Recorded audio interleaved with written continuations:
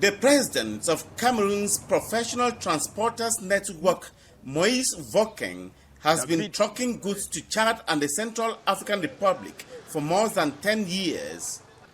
It's never been easy, he says, adding that the African Continental Free Trade Area in place since January 2021 hasn't made any noticeable improvement. Vokeng says African countries have been slow to cut bureaucracy and improve poor transport links.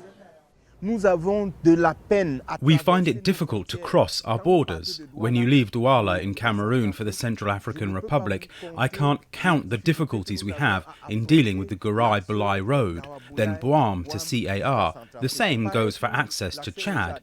There are so many requirements that we realise that free trade is not yet effective. The World Bank says 84% of African trade is with partners outside Africa. The World Bank says once implemented, the duty-free continent-wide deal will boost intra-African trade, create jobs, and lift 30 million Africans out of extreme poverty. The bank's chief economist for Africa spoke on the Continental Free Trade Agreement in June at an Africa CEO forum in Abidjan. It is important to recognise the effort that African leaders have made to enable the African Continental Free Trade Area to start up. But then we must continue to work to better connect Africa in terms of infrastructure, but also in terms of digital infrastructure.